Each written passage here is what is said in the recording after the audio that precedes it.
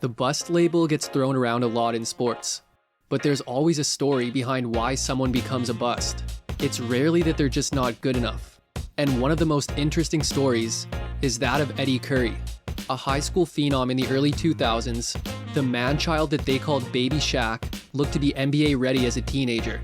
Drafted to his home state Bulls, he, along with Tyson Chandler, were supposed to be the next Twin Towers and lead Chicago back to the top.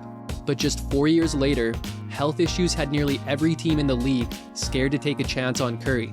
Then after some up and down years in New York, Curry's world was rocked by unexpected tragedy. Goings was convicted of gunning down 24-year-old Nova as she ran away, holding 10-month-old Ava.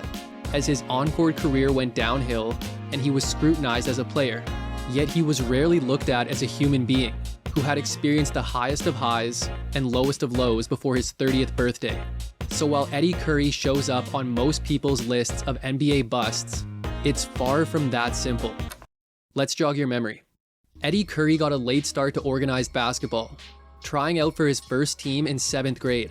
But by the time high school hit, Curry was enrolled at Thornwood High in South Holland, Illinois, where he would turn in one of the most highly publicized high school careers in state history. And it's hard to question that someone with Curry's size wouldn't at least have some impact on the court, as he towered over most opponents with his massive 6'11" frame, weighing in at around 300 pounds. And while he was just too big and too strong for most opponents, he also showed great coordination, nimble feet, and an understanding of how to use his size down low, while also possessing a soft touch around the hoop. And his physically dominant play got him compared to the most dominant physical force in NBA history. And while comparisons are flattering, when you're labeled Baby Shaq, the expectations immediately skyrocket. But for the most part, watching Curry play in high school made that nickname seem fitting, as really the only thing that slowed him down was a combination of his own conditioning and the occasional injury. Curry would be named to the State Farm Holiday Classic All-Tournament team as both a freshman and a sophomore. But as a junior, he really started to grow his fame on a national level, being looked at as a clear candidate to make the jump straight to the NBA. The 2000 season would see Curry average 26 points, 12 rebounds, and 5 blocks, and be named a second-team Parade All-American, as he led the Thunderbirds to a 25-4 record. But their quest for the state title came up short, after they lost in the sectional tournament. By his 0-1 senior season, all eyes were on Curry, as he would be a member of the Chicago basketball series called Preps, which followed him and others through the entire high school season. And while this showcased Curry's on-the-court dominance, it also showed just how famous he had become within the state, as he was doing autograph signings, getting media attention, and even having fans stop to ask him for pictures. Hi, Mr. Eddy Curry, can I get your signature? Being with Eddie, man, it's like being with Puff Daddy or somebody, man, like some pop star or something. But on the court, it was all business for Curry, as he was the leader of a Thornwood team that had become a state powerhouse. And Curry was playing in front of NBA scouts at every game, and he was upping his stock most of the season, with one exception being a poor showing versus Dominguez High School, where he would be matched up with another top high school center in Tyson Chandler, as they would give Thornwood their first loss of the season, which would end up being their only regular season loss, as they rattled off 25 straight wins after this, and were one of the top-ranked teams in the nation going into the playoffs. And this year they would get out of the sectionals, as Curry would lead the Thunderbirds over Brother Rice. Then their next opponent was Lincoln Way, but Curry would go for 21 points, 13 rebounds, and 8 blocks in another win, as the Thunderbirds were heading downstate and were set to take on Morgan Park, with a trip to the state championship on the line. It would be a close game throughout, as Curry finished with 20 points and 8 boards. And after a Morgan Park desperation heave in the final seconds bricked, Thornwood had survived, and were one game away from the state title. Unfortunately, they would come up short, as they would be defeated by Schaumburg and finish as state runner-up, with an overall record of 32-2, as Curry had averaged 22 points, 9 rebounds, and 6 blocks this season, en route to being named a first-team Parade All-American and Illinois' Mr. Basketball.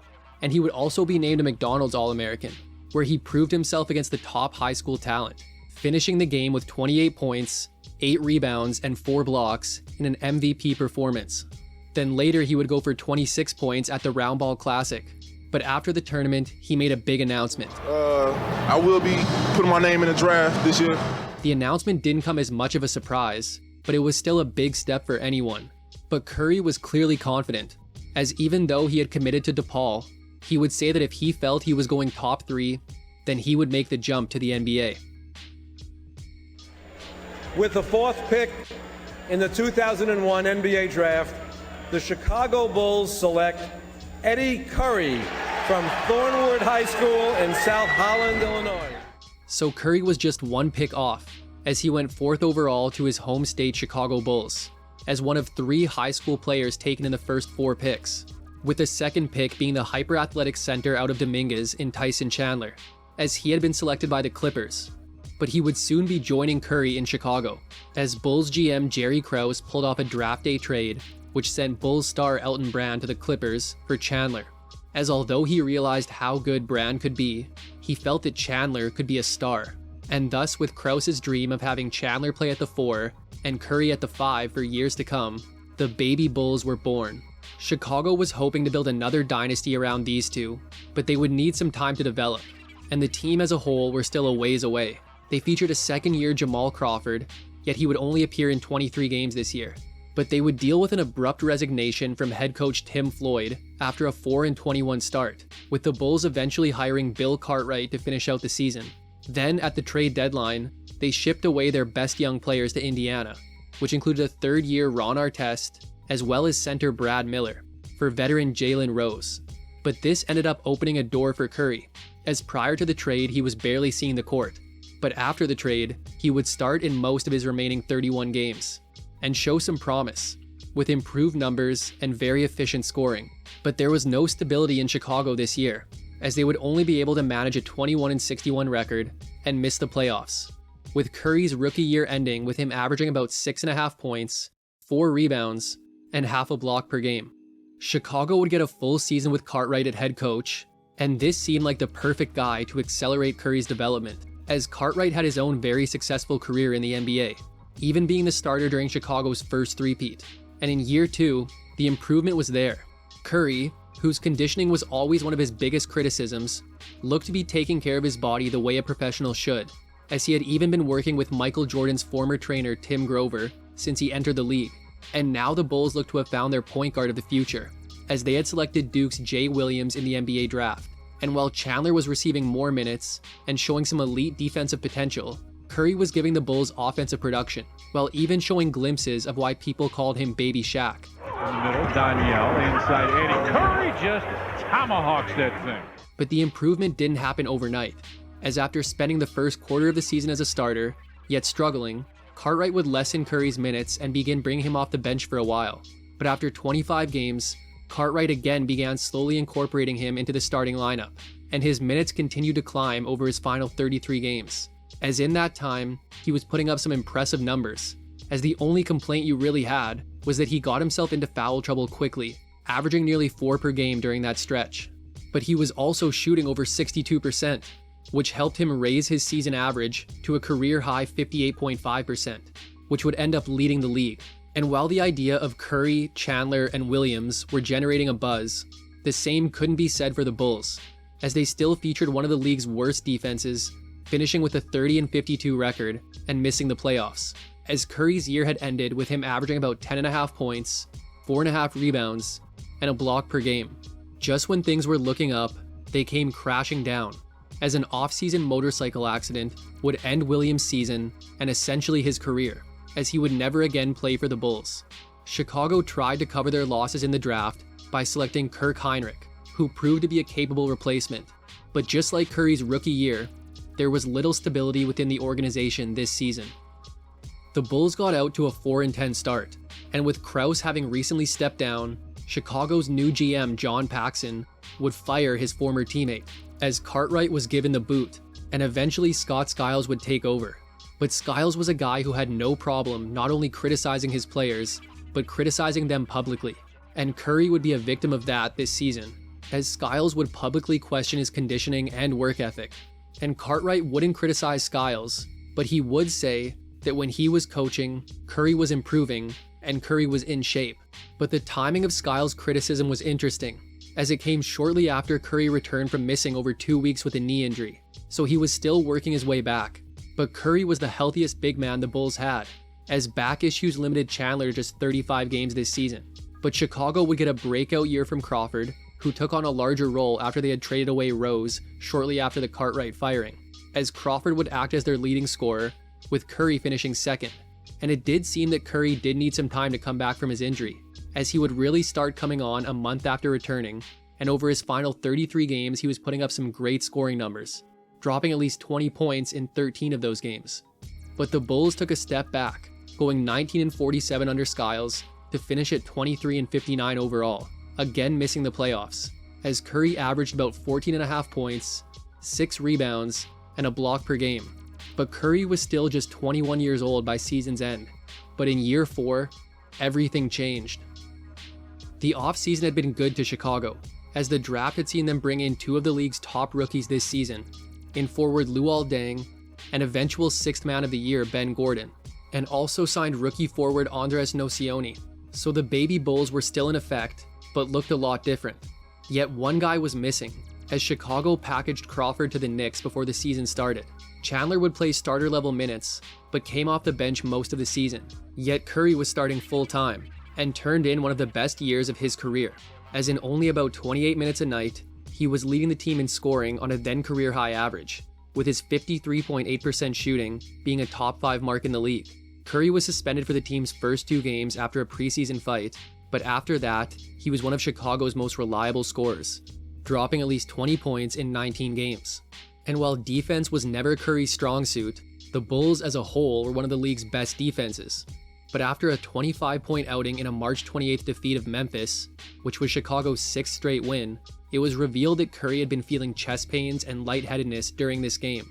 But little did he know, this would completely change the trajectory of his career, whether he liked it or not.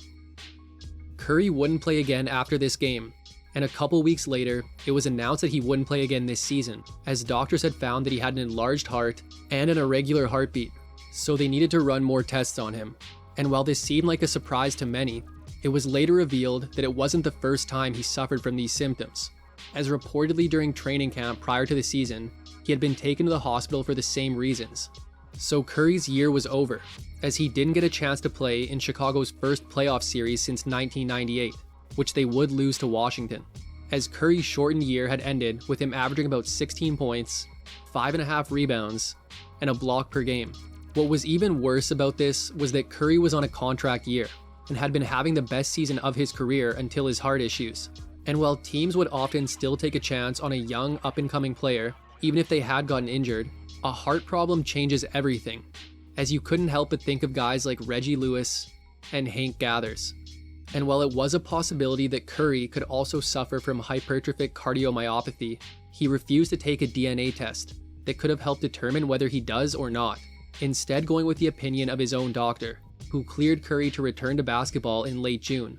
But there was a lot of skepticism around teams offering any type of lucrative long-term deal, as it was also announced that his heart problems wouldn't be covered by the NBA's contract insurance company. But Paxson gave Curry an ultimatum, that if he took and passed a DNA test, he'd get a 1-year deal worth $5 million, and if not, he'd get $400,000 annually for 50 years. But when Curry continued to refuse the test, the Bulls began shopping him, and about a month before the start of the season, he was packaged to the New York Knicks in a sign-and-trade, as the Bulls gave him a 6-year, $56 million deal, and now he was beginning his new chapter in the Big Apple. But Curry had spent his summer undergoing tests and wasn't able to work out throughout his offseason, so he arrived to New York out of shape. But that didn't change the fact that he was expected to be one of their top contributors, on a Knicks team led by point guard Stephon Marbury, and also featuring Curry's former teammate in Crawford. But this would be a disappointing season for Curry, as he would deal with a hamstring injury to begin the year, and overall wasn't able to handle big minutes, as even though he was a starter, he was playing less than 26 minutes a night. But in that time, he would still give the Knicks efficient offensive production, as he was top 5 in the league in field goal percentage, and would be New York's 3rd leading scorer. But his fouls continued to be a problem, as the extra weight was really slowing him down, and the Knicks had a rough year, as after a 13-22 start, they would win just 10 more games the rest of the season, as they finished with a 23-59 record and missed the playoffs, with Curry's first year in New York seeing him average about 13.5 points, 6 rebounds, and a block per game. and their poor record would lead to the Knicks firing head coach Larry Brown after one season and replacing him with Isaiah Thomas. But Curry came back in 2007, playing a lot more like his old self. Curry was back and looking healthier, and it would show, as he would play and start in 81 games, while averaging over 35 minutes, as prior to this, he had never had a season averaging even 30 minutes a night, and the Knicks were putting him to use, as he would become their top scorer this season, with the Knicks either getting him the ball in the post and letting him go to work, or getting him some easy buckets through the pick and roll.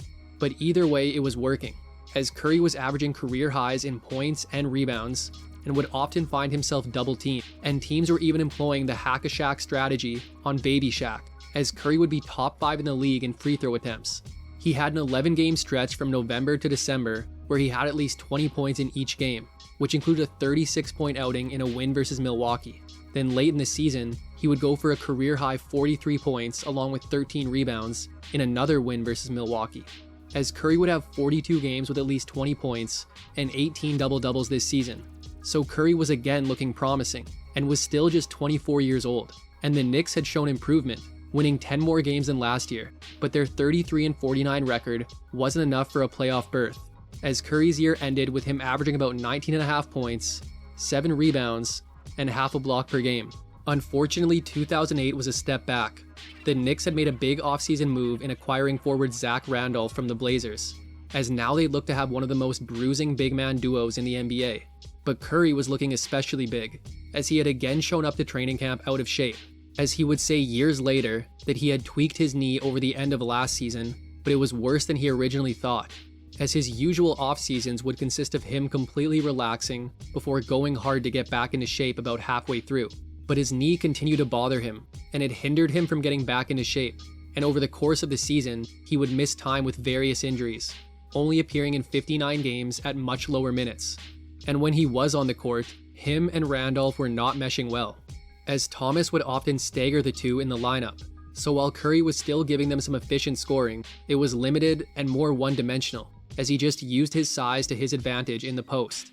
And with Marbury only appearing in 24 games this year, a once optimistic season in New York became a disaster, as they would only manage a 23-59 record and again miss the playoffs, as Curry's year had seen him average about 13 points, 4.5 rebounds, and half a block per game. Thomas was out, and Mike D'Antoni was in, but even in the best shape, Curry wasn't really a guy who could get out and run all game. But D'Antoni brought his up-tempo style to the Knicks, as they would play at the second highest pace in the league. And when Curry reported to training camp again out of shape, D'Antoni would bench him, and soon after, Curry was listed as out with a knee injury, as his debut didn't come until January 8th, when he played less than 3 minutes in a loss to Dallas. But less than 3 weeks after this game, Curry's world was turned upside down. On January 25th, 2009, Curry's ex-girlfriend Nova Henry and their infant daughter Ava were both found dead in their apartment due to gunshot wounds. Curry and Henry also shared a 3-year-old son, who was at the scene but was luckily unharmed, and it was determined about a month later that the killer was Henry's attorney Frederick Goings, who was representing Henry in a paternity case to determine if Curry was the father. And it turned out he was, but his daughter was gone before he ever got to meet her. So now Curry was dealing with this loss, and basketball was probably the last thing on his mind. But through it all, he would still make a return to the court near the end of the season, as in late March, he briefly appeared in 2 more games for a Knicks team who finished with a 32-50 record and missed the playoffs, as Curry's 3 games had seen him average about 1.5 points and 1.5 rebounds per game. It was another injury-filled season for Curry, as he would deal with a preseason calf injury and undergo knee surgery this season. And even when he did play, he just wasn't at all suited for D'Antoni's offense, as after playing in 7 games all season, a calf injury would end his year in late March, for a Knicks team who went 29-53 and missed the playoffs, as Curry's year ended with him averaging about 3.5 points and 2 rebounds per game. Curry's questionable work ethic had followed him around his whole career, and it was frustrating to see how well he played in the seasons when he was in shape.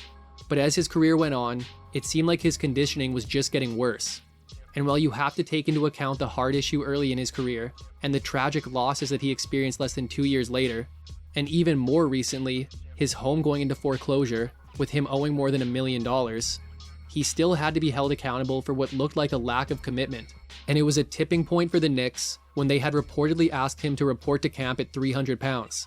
But he instead showed up at 325 pounds, and was the only player on the team who didn't attend voluntary workouts over the offseason. However, it is worth mentioning that he had welcomed another son during that period. But the Knicks weren't happy, and were on the books to pay him over $10 million in the final year of his deal.